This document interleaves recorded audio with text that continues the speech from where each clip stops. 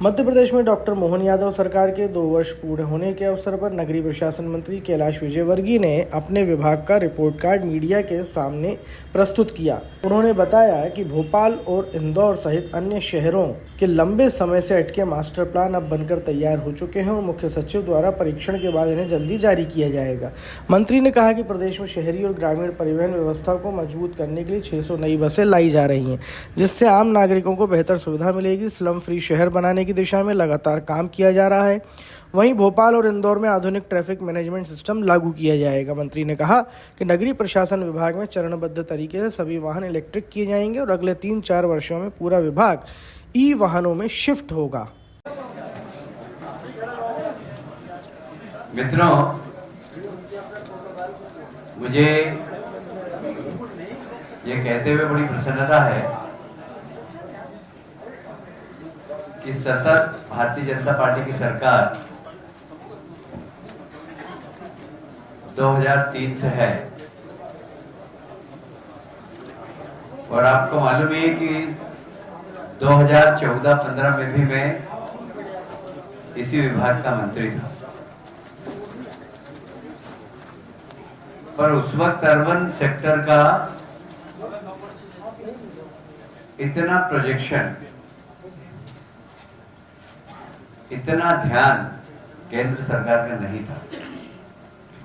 और मुझे कहते हुए बहुत प्रसन्नता है कि जब से हमारे यशस्वी प्रधानमंत्री मोदी जी आए हैं, तब से अर्बन सेक्टर को काफी बड़ी राशि सारे देश में मिलना प्रारंभ हुई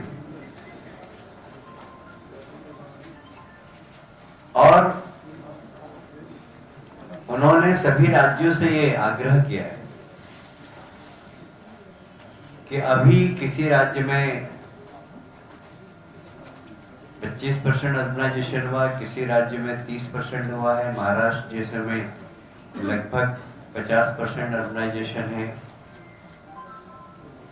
पर जब 2047 आएगा, 100 वर्ष स्वतंत्रता के पूरे हो जाएंगे, तो पूरे देश में अर्बन पॉपुलेशन 50% से ज्यादा हो जाएगी और इसलिए अर्बन प्लानिंग अभी से करना चाहिए।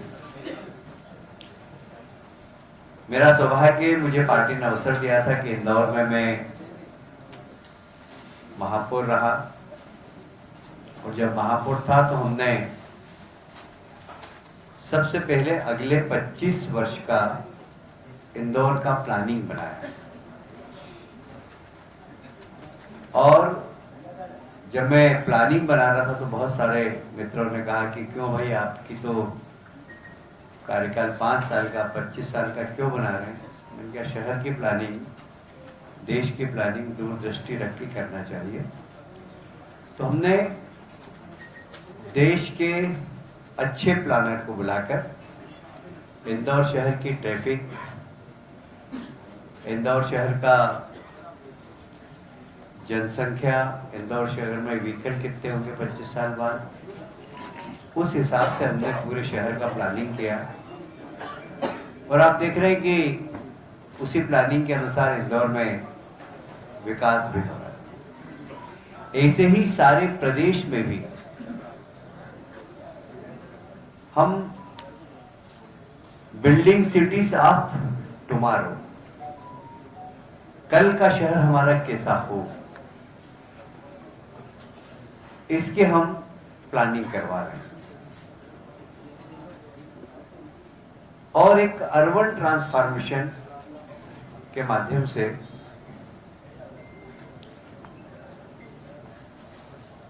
सारे शहरों को ETC,